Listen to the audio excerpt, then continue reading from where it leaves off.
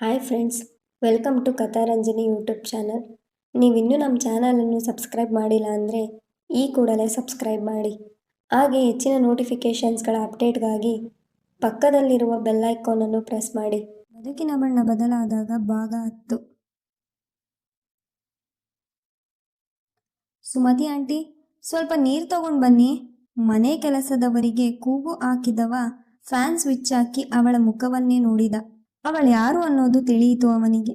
Paper ಹಾಗೂ ಟಿವಿನಲ್ಲಿ ಅವಳ ಸಾಧನೆ ಬಗ್ಗೆ ಬಂದಿದ್ದು ನೋಡಿದ್ದನವ.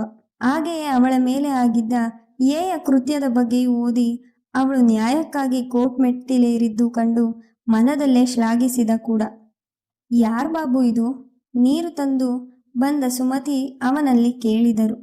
ನಾನು ಗೇಟ್ ಹತ್ತಿರ ಬರುವಾಗ ತಲೆ ಸುತ್ತಿ ಬಿದ್ಬಿಟ್ರು, ಅದಕ್ಕೆ ಕರ್ಕೊಂಡು ಬಂದೆ ಆಂಟಿ ಎಂದವನು ಅವರ ಕೈಯಲ್ಲಿದ್ದ ನೀರಿನ ಲೋಟವನ್ನು ತೆಗೆದುಕೊಂಡನು. ಯಾರು ಏನು ಅಂತ ಗೊತ್ತಿಲ್ಲ, ಆದರೂ ಯಾಕೆ ಕರ್ಕೊಂಡು ಬಂದೆ? ಮತ್ತೆ ಏನಾದರೂ ಹೆಚ್ಚು ಕಮ್ಮಿ ಆದರೆ? ಕೆಲಸದವರಾದರೂ ಅವನ ಮೇಲೆ ಅತೀವ ಕಾಳಜಿ ಅವರಿಗೆ. ಏನೂ ಆಗಲ್ಲ ಆಂಟಿ, ನೀವು ಹೆದರ್ಕೋಬೇಡಿ ಎಂದೇಳಿ ದೀಕ್ಷಾ ಮುಖದ ಮೇಲೆ ನೀರು ಚಿಮುಕಿಸಿದ. ಕಷ್ಟಪಟ್ಟು ಕಣ್ಣು ಬಿಟ್ಟಳು ದೀಕ್ಷಾ. ಆಂಟಿ, ಏನಾದರೂ ಜ್ಯೂಸ್ ತರ್ತೀರಾ ಪ್ಲೀಸ್? ಸುಮತಿಯವರ ಮುಖ ನೋಡುತ್ತಾ ಕೇಳಿದ. ಅವರು ಏನೊಂದು ಮಾತಾಡದೆ ಜ್ಯೂಸ್ ತರಲು ಒಳ ನಡೆದರು. ಕಣ್ಣು ಬಿಟ್ಟ ದೀಕ್ಷಾ ಎದುರಿಗೆ ಇದ್ದ ಅಪರಿಚಿತನ ನೋಡಿ ಎದರಿ ಒಮ್ಮೆಲೆ ಎದ್ದು ಕೂತಳು. ಎದುರುಕೋಬೇಡಿ ಮೇಡಮ್, ಕೂಲ್. ನೀವು ನಮ್ಮನೆ ಮುಂದೆ ಬಿದ್ದು ಬಿಟ್ರಿ, ಮೋಸ್ಟ್ಲಿ ನಿಮಗೆ ತಲೆ ಸುತ್ತಿರಬೇಕು ಅಲ್ವಾ ಎಂದನು ಅವಳ ಭಯ ಕಂಡು. ಬಟ್ಟೆ ಸರಿಪಡಿಸಿಕೊಳ್ಳುತ್ತಾ ಮುಜುಗರ ಭಯದಿಂದ ಸುತ್ತಲೂ ನೋಡುತ್ತಿದ್ದಳು ದೀಕ್ಷಾ. ಅಷ್ಟರಲ್ಲಿ ಜ್ಯೂಸ್ ಹಿಡಿದು ಬಂದ ಸುಮತಿ ಅವಳ ಪಕ್ಕ ಕೂತು ಗ್ಲಾಸ್ ಅವಳ ಮುಂದೆ ಹಿಡಿದರು. ಅವರ ಮುಖವೇ ನೋಡಿದಳು ದೀಕ್ಷಾ. ಜ್ಯೂಸ್ ಕುಡಿಯಿರಿ madam, you will feel much better ಹೇಳಿದವನ ಕಡೆ ತಿರುಗಿ ನೋಡಿದಳು. ಅವಳ ಮುಂದಿದ್ದ ಸೋಫಾದಲ್ಲಿ ಕೂತಿದ್ದನವ. ದಾಹವಾಗಿತ್ತು ಅವಳಿಗೂ. ಅವಳ ಪಕ್ಕ ಕೂತ ಹೆಂಗಸನ್ನು ನೋಡಿ ಮುಂದೆ ಕೂತಿದ್ದ ಯುವಕನ ಕಡೆಗೊಮ್ಮೆ ನೋಡಿ ಜ್ಯೂಸ್ ಕುಡಿದು ಮುಗಿಸಿದಳು ದೀಕ್ಷಾ. ಆಂಟಿ, ನಂಗೊಂದು ಸ್ಟ್ರಾಂಗ್ ಕಾಫಿ ಸಿಗ್ಬೋದಾ? ದೀಕ್ಷಾ ಪಕ್ಕ ಕುಳಿತಿದ್ದ ಸುಮತಿಯವರ ಬಳಿ ಕೇಳಿದ. ಅದು ಅವನ ದಿನನಿತ್ಯದ ಅಭ್ಯಾಸ. ಮರೆತೆ ಬಿಟ್ಟೆ ಬಾಬು, ಇರು ಈಗ ಬಂದೆ ಹೇಳಿದವರು ಒಳ ನಡೆದರು. ತೊಟ್ಟಿದ್ದ ದುಪ್ಪಟ್ಟದಿಂದ ಬೆವರಿದ ಮುಖ ಕತ್ತು ಒರೆಸಿಕೊಂಡ ದೀಕ್ಷಾ ಎದ್ದು ನಿಂತಳು. ಥ್ಯಾಂಕ್ ಯು ಸರ್, ನಾನು ಹೋಗ್ಬೇಕು ಎಂದಳು ಎದುರಿನ ಸೋಫಾದಲ್ಲಿ ಕುಳಿತಿದ್ದವನನ್ನು ನೋಡುತ್ತಾ. ರಿಲ್ಯಾಕ್ಸ್ ಮೇಡಮ್, ಯಾಕಷ್ಟು ಭಯ ಪಡ್ತಾ ಇದ್ದೀರಿ? ನಿಮ್ಮ ಮನೆಯಲ್ಲಿ ಹೇಳಿ, ನಾನೇ ಡ್ರಾಪ್ ಮಾಡ್ತೀನಿ. ಅವಳ ಭಯವನ್ನು ಅರಿತು ಅವಳಲ್ಲಿ ಕೇಳಿದನು. ಅದು ನಾನೇ ಹೋಗ್ತೀನಿ, ತುಂಬ ಥ್ಯಾಂಕ್ಸ್ ನಿಮಗೆ ಹೇಳಿ ಮುಂದೆ ನಡೆಯಲು ಹೆಜ್ಜೆ ಇಟ್ಟಾಗ ಮತ್ತೆ ತಲೆ ಸುತ್ತಿದಂತಾಯಿತು ಅವಳಿಗೆ. ಅವಳು ಎಡವಿದ್ದು ನೋಡಿದವನು ಸೋಫಾದಲ್ಲಿ ಕುಳಿತಿದ್ದವನು ಮೇಲೆದ್ದು ಅವಳ ಕೈ ಹಿಡಿದು ಮತ್ತೆ ಸೋಫಾ ಮೇಲೆ ಅವಳನ್ನು ಕೂರಿಸಿದನು. ಕಣ್ಣು ಮುಚ್ಚಿ ಸೋಫಾ ಹಿಂದಕ್ಕೆ ತಲೆ ಆನಿಸಿ ಕೂತಳು ದೀಕ್ಷಾ. ಏನಂತೆ ಬಾಬು? ಕಾಫಿ ಅವನ ಕೈಗಿಡುತ್ತಾ ಕೇಳಿದರು ಸುಮತಿ. ಹೋಗ್ತೀನಿ ಅಂತ ಎದ್ರು ಆಂಟಿ, ಮತ್ತೆ ತಲೆ ಸುತ್ತಿರ್ಬೇಕು, ಅದಕ್ಕೆ ಕೂರಿಸಿದೆ. ಆಂಟಿ, ಅವರಿಗೆ ತಿನ್ನೋಕೇನಾದ್ರೂ ಇದ್ರೆ ಕೊಡ್ತೀರಾ? ಮಧ್ಯಾಹ್ನ ತಿಂದಿದ್ದಾರೋ ಇಲ್ವೋ? ದೀಕ್ಷಾ ಕಡೆ ನೋಡಿ ಹೇಳಿ ಕಾಫಿ ಲೋಟವನ್ನು ತುಟಿಗೇರಿಸಿದನು. ಇರು, ರಾತ್ರಿಗೆ ಅಡಿಗೆ ರೆಡಿಯಾಗಿದೆ, ಊಟನೇ ತರ್ತೀನಿ ಹೇಳಿ ಅಲ್ಲಿಂದ ಅಡಿಗೆ ಮನೆ ಕಡೆ ನಡೆದರು ಸುಮತಿ.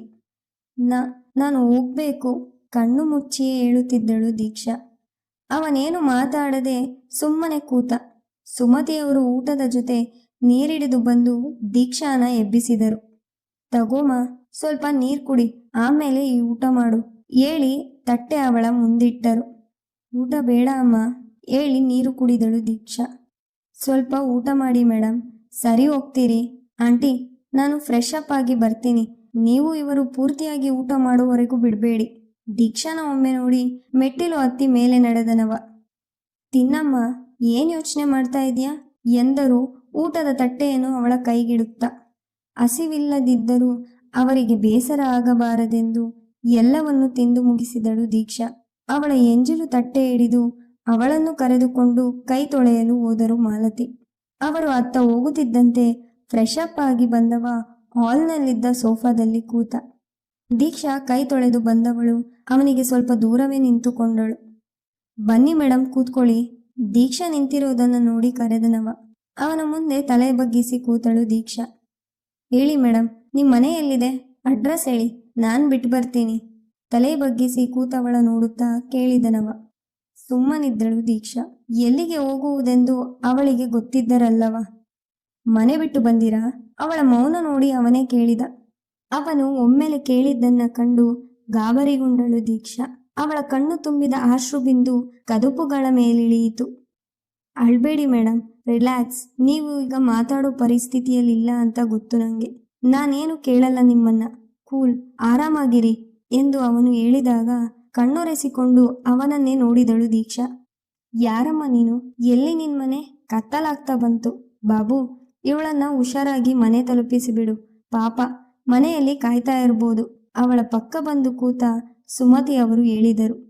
ಮನೆಯಲ್ಲಿ ಕಾಯ್ತಾ ಇರ್ಬೋದು ಎಂಬ ಅವರ ಮಾತು ದೀಕ್ಷಾಗೆ ಮನೆ ನೆನಪಿಸಿತು. ಮತ್ತೆ ಜೋರಾಗಿ ಅಳಲು ಶುರು ಮಾಡಿದಳು ದೀಕ್ಷಾ. ಮೇಡಮ್, ಅಳ್ಬೇಡಿ ನೀವು. ಆಂಟಿ, ಅವ್ರನ್ನೇನು ಕೇಳಬೇಡಿ. ಇವತ್ತು ಇಲ್ಲಿಯೇ ಇರ್ತಾರೆ ಅವರು. ಮುಂದೆ ಏನು ಅಂತ ನಾಳೆ ಅವರೇ ನಿರ್ಧಾರ ಮಾಡ್ತಾರೆ.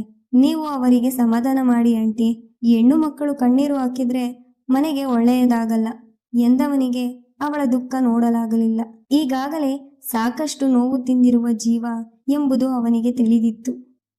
ಅವನ ಮಾತು ಪೂರ್ತಿಯಾಗಿ ಕೇಳಿಸಿಕೊಂಡ ದೀಕ್ಷಾ ಕಣ್ಣೊರೆಸಿಕೊಂಡು ಅವಳ ಬದುಕಿನಲ್ಲಿ ನಡೆದ ಕಹಿ ಘಟನೆಯನ್ನು, ಅದರ ನಂತರದ ಬದುಕು, ಅವಳು ಮನೆ ಬಿಟ್ಟು ಬರುವಾಗಿನವರೆಗೂ ನಡೆದ ಎಲ್ಲವನ್ನು ಹೇಳಿ ಮುಗಿಸಿದಳು ದೀಕ್ಷಾ.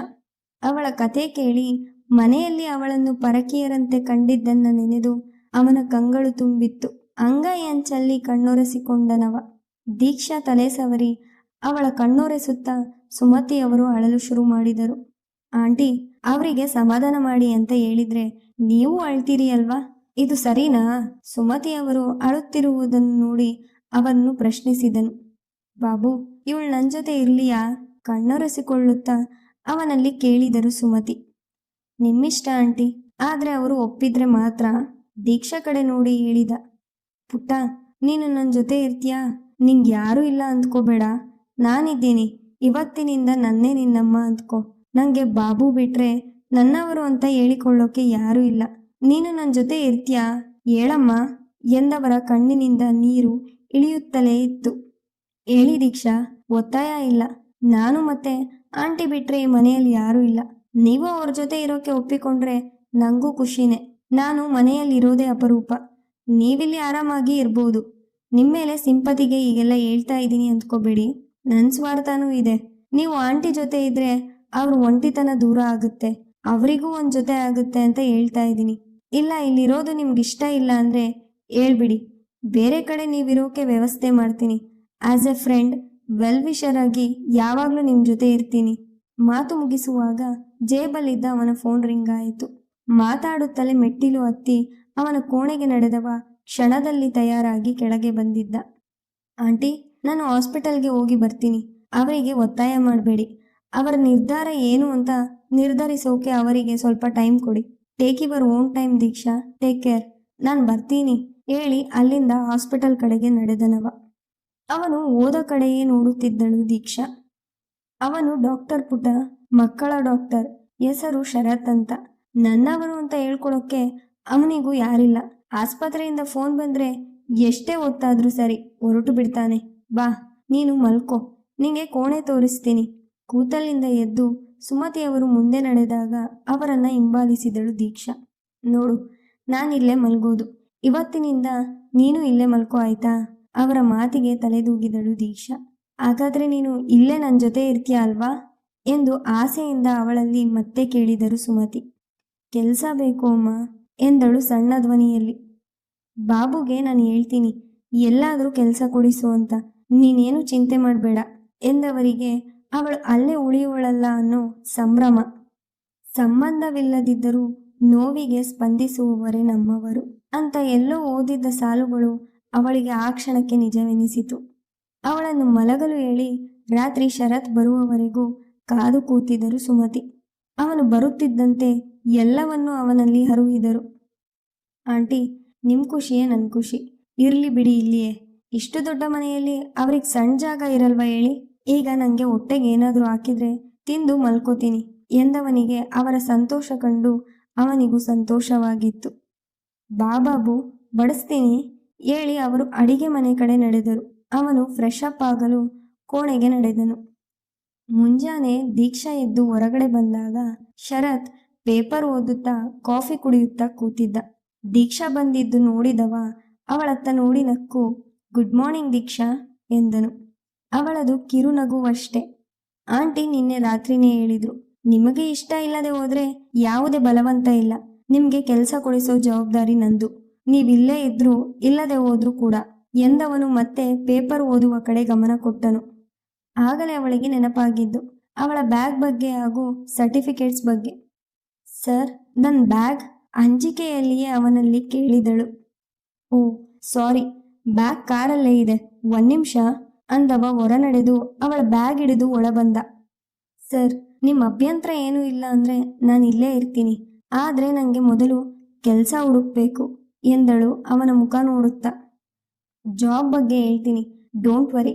ಈ ಮನೇಲಿ ನಿಮಗೆ ಕಂಫರ್ಟ್ ಅನಿಸದೆ ಹೋದರೆ ನಮ್ಮದೇ ಔಟ್ ಹೌಸ್ ಇದೆ, ಅಲ್ಲಿ ಇರ್ಬೋದು, ಫೀಲ್ ಕಂಫರ್ಟಬಲ್. ಅವಳ ಅಂಜಿಕೆಯನ್ನು ನೋಡಿ ಹೇಳಿದನು. ತಲೆ ಆಡಿಸಿದಳು ದೀಕ್ಷಾ. ಅವನು ಹೇಳಿದಂತೆ 2 ದಿನದಲ್ಲಿಯೇ ಅವನ ಪರಿಚಯಸ್ಥರ ಕಂಪನಿಯಲ್ಲಿ ಇಂಟರ್ವ್ಯೂಗೆ ಅವನೇ ಕರೆದುಕೊಂಡು ಹೋಗಿದ್ದ. ಜಾಬ್ ಪಕ್ಕಾ ಆಗಿ 1 ವಾರ ಬಿಟ್ಟು ಜಾಯಿನ್ ಆಗಲು ಹೇಳಿದರು. ಅದರ ಜೊತೆ ಮತ್ತೊಂದು ಆಘಾತಕ್ಕೆ ತಯಾರಾಗಬೇಕಿತ್ತು ದೀಕ್ಷಾ. ಕತೆ ಮುಂದುವರಿಯುವುದು. ನಿಮಗೆಲ್ಲ ಈ ಕತೆ ಇಷ್ಟವಾಗಿದೆ ಎಂದು ಭಾವಿಸ್ತೇನೆ. ಕತೆ ಇಷ್ಟವಾಗಿದ್ದಲ್ಲಿ ಲೈಕ್ ಮಾಡಿ, ಕಮೆಂಟ್ ಮಾಡಿ, ಶೇರ್ ಮಾಡಿ. ಧನ್ಯವಾದಗಳು.